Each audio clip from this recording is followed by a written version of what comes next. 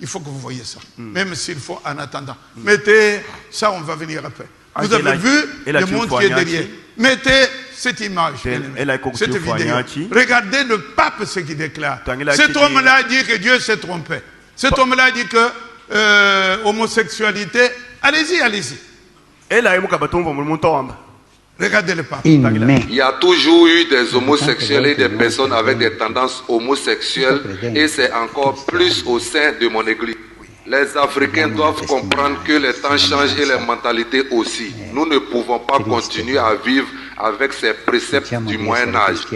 C'est nous qui leur avons apporté cette Bible. Elle est avant tout une tradition européenne et l'homosexualité en fit partie. Je ne comprends pas tous ces vagues de protestation des chrétiens sur le continent africain. Les homosexuels sont aussi des enfants de Dieu. En 2018, j'ai dit que l'enfer n'existe pas. Cela a créé les mêmes ramousses en Afrique. La Bible est à réécrire. Tout n'est pas à prendre au sérieux dans la Bible. C'est un livre comme tout autre livre écrit par des hommes d'une certaine époque différente de la nôtre. Dieu qui brûle Sodome et Gomorrhe à cause des homosexuels est l'une des absurdités de la Bible qu'il faut changer. Dieu ne peut pas brûler ses enfants. Je compte apporter beaucoup de réformes à la Bible pour qu'elle paraisse être plus digeste et adaptée aux chrétiens des temps modernes. Et je compte sur la communauté chrétienne d'Afrique. J'espère que les réformes que j'envisage n'altéreront pas leur foi en Christ. Ces réformes permettront aux Africains d'avoir une place considérable auprès de Christ. Dans la Bible actuelle, ils ne sont rien d'autre que des esclaves. Et cela m'a toujours causé un problème moral de voir un peuple qui se donne à fond pour Christ être considéré comme des esclaves. Ce n'est pas normal. Personne ne pouvait prévoir qu'après des siècles d'esclavage initiés par le pape de l'époque, les Africains embrasseraient le Christ sans se poser des questions. Les Africains ont pardonné à l'Église sans que l'Église ne leur demande des excuses. C'est ce que le Christ demande, toujours pardonner. C'est un peuple assez étrange. J'espère qu'ils finiront par accepter les homosexuels comme étant les enfants de Dieu. L'erreur a été décrite dans l'Ancien Testament que Dieu a brûlé les homosexuels. C'est ce passage qui crée la confusion dans leur tête. Les Africains doivent comprendre que Dieu même commet des erreurs parfois. Tout n'est pas parfait dans la vie. Dieu s'est trompé sur le cas des homosexuels. Et aujourd'hui, Dieu passe par sa sainte Église pour désormais donner une chance aux homosexuels et même ceux d'Afrique. Notre Seigneur est merveilleux. Que son nom soit sanctifié pour des siècles et des siècles. Que Dieu vous bénisse. Dieu commet parfois des erreurs. Tous les habitants de la terre. L'homosexualité n'est pas le péché qui est dénoncé dans le récit de Sodome et Gomorrhe. Je t'explique pourquoi. Dans cette traduction œcuménique de la Bible, tu peux lire dans le chapitre 19 du livre de la Genèse au verset 5 que les habitants de Sodome appellent Lot et lui demandent où sont les hommes qui sont venus chez toi, parce que nous aimerions que tu les fasses sortir pour que nous les connaissions. Et dans cette Bible, il y a une petite note qui dit le verbe connaître ici signifie avoir des relations sexuelles. En hébreu, il s'agit du verbe yada. Ce verbe hébreu signifie connaître, faire l'expérience, mais peut aussi signifier avoir des relations sexuelles. Tu le trouves par exemple quand on dit que Adam connaît Ève et qu'ils ont un enfant. On le trouve quand Caïn couche avec sa femme pour avoir un enfant. Pourquoi ici avoir une relation sexuelle est négative? Ce n'est pas l'homosexualité qui est condamnée. C'est la réaction de Lot qui dit « De grâce mes frères, ne faites pas ce malheur ». Le malheur c'est quoi? C'est que les habitants de Sodome veulent forcer la relation sexuelle, c'est-à-dire veulent les violer. C'est ça qui est dénoncé, pas le rapport sexuel homosexuel. Moi je te le dis, je suis une pasteur, j'ai fait des études de théologie, mais c'est surtout les... Quand Paul avait dit que le sacerdoce était aux Israélites, que la femme ne doit pas prêcher. Oh! Cher pasteur, docteur en théologie, je vais vous répondre avec un principe biblique qui démontrera la fausseté de vos propos. Ésaïe chapitre 28, verset 9. À qui veut-on enseigner la sagesse? À qui veut-on donner des leçons? Est-ce à des enfants qui viennent d'être sevrés, qui viennent de quitter la mamelle? Car c'est précepte sur précepte, précepte sur précepte, règle sur règle, règle sur règle, un peu ici, un peu là. Précepte numéro 1, Genèse 1, 28. Dieu les bénit et dit: soyez féconds, multipliez, remplissez la terre et l'assujettissez, dominez les poissons de la mer, sur les oiseaux du ciel et sur tous les animaux qui se meuvent sur la terre. Adam et Ève ne peuvent pas le faire. Précepte numéro 2, Lévitique 18, 22. Tu ne coucheras point avec un homme comme on couche avec une femme, c'est une abomination. Précepte numéro 3, Lévitique 20:13. Si un homme couche avec un homme comme on couche avec une femme, ils ont fait tous deux une chose abominable. Ils seront punis de mort, leur sang tombera sur eux. Précepte numéro 4, 1 Roi 14:24. Il y eut même dans le pays des hommes et des femmes se livrant à la prostitution sacrée. Le peuple reprit toutes ces pratiques abominables des nations païennes que l'Éternel avait dépossédées en faveur des Israélites. Précepte numéro 5, et je termine avec Romains 1, 26 à 27. C'est pourquoi Dieu les a livrés à des passions infâmes, car leurs femmes ont changé l'usage naturel en celui qui est contre nature. Et de même, les hommes, abandonnant l'usage naturel de la femme, se sont enflammés dans leurs désirs les uns pour les autres, commettant homme avec homme des choses infâmes et recevant en eux-mêmes le salaire qui méritait leur égarement. Nous sommes le peuple des origines. De nous est sorti le peuple d'Israël. Le Christ est à nous, le sacerdoce est à nous. C'est à nous d'interpréter et de donner l'essence des Écritures comme il se doit. Paix sur vous. La vie soit utile pour les vies.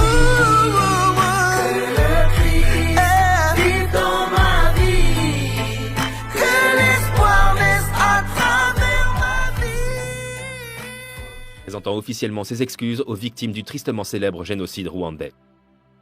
Bien qu'il ait tenté d'étouffer ce secret, le Vatican n'a pas pu éviter de rendre des comptes à ce sujet. Il est notoire que de nombreux membres de l'Église catholique ont pris part au nettoyage ethnique du Rwanda en 1994. Au lieu de tenter de sauver les victimes de l'ethnie Tutsi, les prêtres, les religieuses et les autres membres du clergé n'ont fait qu'empirer les choses. Plus de 800 000 Tutsis et Hutus modérés ont été assassinés par les extrémistes Hutus entre avril et juin 1994. Le président rwandais Juvenal Habyarimana a déclenché cette violence. Il était Hutu et lorsque son avion a été abattu, les médias nationaux et la garde présidentielle ont commencé la propagande contre les Tutsis. Les citoyens et les Interahamwe ont tué les pauvres Tutsis. En fait, de nombreux Hutus ont été contraints de tuer leurs amis et voisins Tutsis. Des milliers de Tutsis ont cherché refuge dans les églises, mais ont été tués avec l'aide des membres du clergé. En août 1994, environ 5000 personnes ont été assassinées à l'église catholique de Ntarama. Un autre prêtre, le père Athanase Seromba, a ordonné que son église soit rasée avec 2000 réfugiés Tutsis à l'intérieur. Le père Wenceslas Muneshiaka a été accusé par le tribunal pénal international pour le Rwanda d'avoir dressé des listes de Tutsis à tuer. Les experts estiment que l'Église était favorable aux Hutus au pouvoir et les a soutenus dans le génocide. Numéro 6, Livre de sorts de Satan. Parmi les centaines de milliers d'archives secrètes du Vatican, il existe un livre sinistre et carrément effrayant auquel personne ne veut avoir accès. Il est considéré comme le livre de sorts le plus dangereux de l'histoire de l'humanité. Le nom de ce livre est le Grand Grimoire et il a été écrit vers 1520. L'auteur de ce livre effrayant était un personnage apocryphe nommé Honorius de Thèbes. Beaucoup pensent que cet homme était possédé par Satan. Le Grand Grimoire est écrit en hébreu biblique ou en araméen. Le livre a été découvert dans la tombe du roi Salomon en 1750. Selon la légende, le Grand Grimoire est également appelé le Dragon Rouge. Il s'agit de l'un des livres occultes les plus puissants du monde entier. Il contient des instructions sur la façon de fabriquer des talismans et des amulettes magiques, des moyens de conjurer des sorts qui vous feront gagner à la loterie, ainsi que de nombreuses façons de communiquer avec les esprits des morts et les démons. Mais le sort le plus terrifiant de ce livre historique est la méthode permettant d'invoquer Lucifer lui-même. Il contient également des instructions sur la manière de conclure un marché avec lui. Il existe de nombreuses copies de ce livre infâme, mais les experts pensent qu'elles sont soit fausses, soit modifiées. Les sorts qu'elles contiennent ne fonctionnent donc pas. Mais les croyants pensent que même ces versions ont une sorte de pouvoir et d'influence. Le manuscrit original est cependant la propriété de l'Église catholique et personne ne sait où il se trouve. Numéro 7, VatiLeaks. Également appelé Vatican Leaks, ce scandale a pris le monde d'assaut. C'est presque comme Wikileaks, mais pour la plus grande église du monde. En 2012, de nombreux documents exposant de terribles cas de corruption au sein du Vatican ont été divulgués au public. Tout a commencé par une émission de télévision intitulée Les Incorruptibles. Elle a été suivie par un livre intitulé Sa Sainteté, The Secret Papers of Benedict XVI. Ce livre, écrit par Gianluigi Nuzzi, a révélé des informations confidentielles et controversées. Il s'agit de mémos et de lettres entre le pape Benoît XVI et son secrétaire personnel. De nombreuses informations ont été révélées sur les finances du pape et les pots de vin versés par le Vatican aux personnes qui souhaitaient obtenir une audience avec lui. Un vaste système de corruption a également été dévoilé dans des lettres de l'archevêque.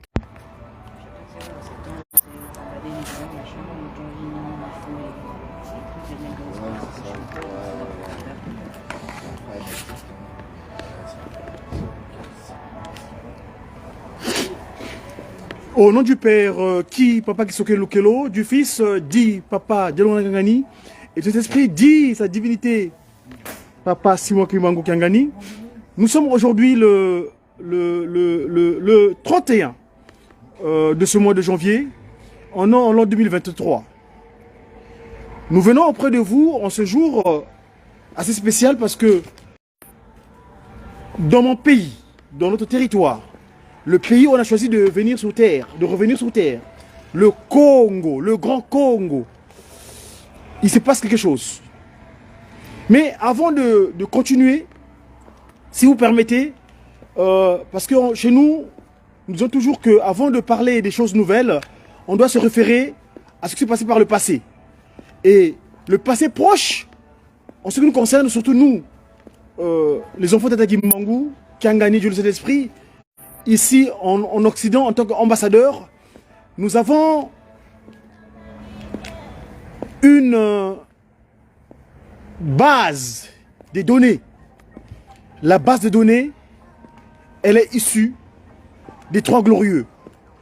Et les Trois Glorieux, nous les connaissons. Il y en a un qui est arrivé le 12 février 1914. Donc Dieu le Père s'est manifesté sur terre. Papa Kisoke Lukelo, le fort, Dieu juge. Et 2 ans plus tard, il y a eu Papa Dialungana Kiangani, le Pacifique, donc Salomon. Le Christ est revenu de nouveau sur terre le 25 mai 1916. Et en accomplissement de la prophétie de ce qu'il avait annoncé à son copain d'enfance, Tata Kumpemba, quand il jouait, quand il a sali son vêtement, il dira que moi, Kimbangu, je veux renaître de nouveau en 1918. Et bien c'était le 22 mars. Lui, Papa Simon Kimbangu, a décidé de prendre une autre forme terrestre. Et cette forme terrestre, c'est la personne qui a structuré cette institution spirituelle, cette institution divine qui s'est manifestée sur terre, qui est descendue sur terre depuis le 6 avril 1921. Je vais parler de Papa Diengienda Kuntima, c'est-à-dire ceux qui mettaient les droits au cœur. Ça, c'est la déclaration que Papa Simon Kimbangu dira le 22 mars lors de la naissance de son troisième fils. Et donc, je disais tantôt que c'est notre base de données. Et cette base de données, donc, s'il vous plaît, je vais vous faire état. Il était à Mbanza Kimbangu, donc le camp qu'on appelle Brazzaville. Lors de son oracle, il avait fait état d'une situation. Donc, si vous le permettez, je vais d'abord vous partager cet oracle de Papa Diangenda Kuntima à Mbanza Kimbangu, donc au plateau de 15 ans, Brazzaville. Donc, je disais, excusez-moi, moi j'appelle ça Mbanza Kimbangu, parce que j'aime pas le référencement maçonnique. Ouais, donc, je vais dire ceci. Écoutez, s'il vous plaît, si vous permettez. Attendez, je vais mettre ça à 0. C'est la chorale C qui chante. La chorale C. Un instant, s'il vous plaît. Je vais remettre. Un instant, s'il vous plaît. Suivant.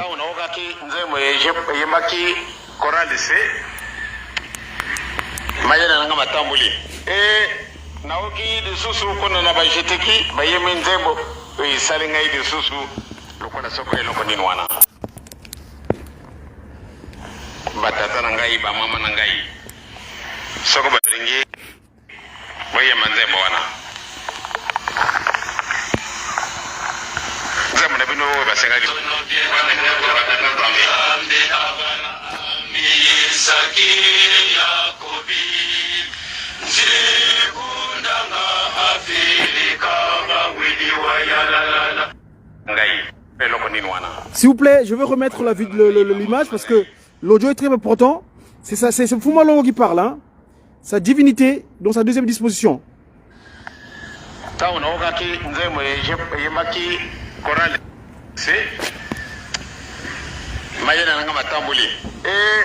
Naoki de susu kuna na bajeteki bayemi nzembo isali ngai de susu lokola soko eloko nini wana batata na ngai ba mama na ngai soko balingi bayema nzembo wana nzembo na bino basenga ki ambi abala ami isaki yakobi nzibundanga afirika bawili wayalalala ekibyakalwa byansiza kinzenza bayikili sambila molo yapanga zulu yendoto yebyabyonsono byenamulya zambi abala ami isaki yakobi nzikundanga afirika bawili wayalalala ekibyavala byansiza kinzenza bayikili sambila satana wa mwanga sebisani bafota mabundumamu bakwise kangwa nzambya moyo wa afirika mubibira tutanganga kusalili nzambi zoleko mukyama bisi afirika lwazimbusu mwinenwe satana wa mwanga sebisani bakota mabundumamo bakwise kangwa nzambya moyo wa afirika mubibira tutanganga kusalili nzambi zoleko mukyama bisi afirika lwazimbusu mwinenwe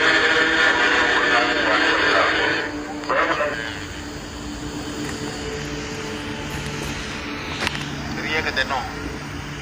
Yesu kasi en réalité bazana mayena ndingu mususu otali isikawana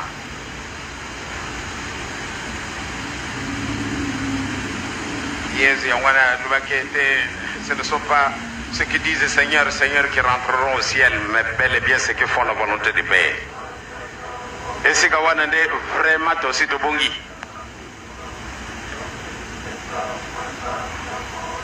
soko tozalaka na mayele te ebie nakanisi rieka na banzembo na biso nakanisi tokokozala bato minene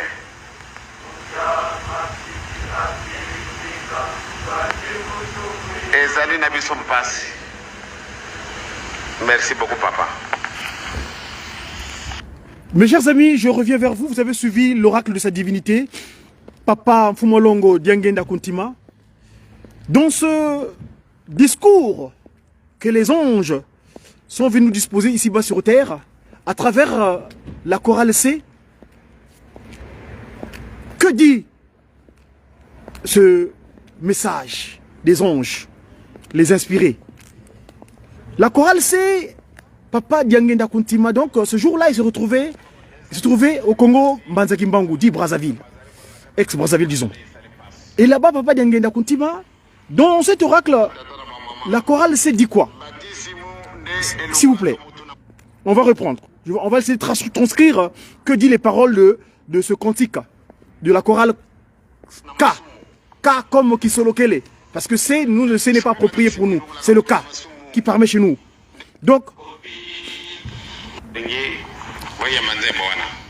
écoutons bien. Comment traduire le cantique? On va le transcrire en français, pour bien comprendre.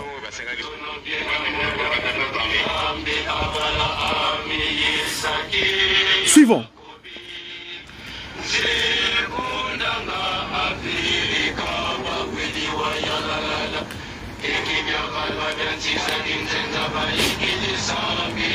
Aha. Papa Denguen a dit l'Afrique est le berceau de l'humanité. Et le discours que mes collègues inspirés, disons que la chorale chante, dit Monoya Vanga Zulu Yentoto Ye Biabio Bienamu Biao. C'est moi qui ai créé les cieux et la terre et tout ce qui est contenu.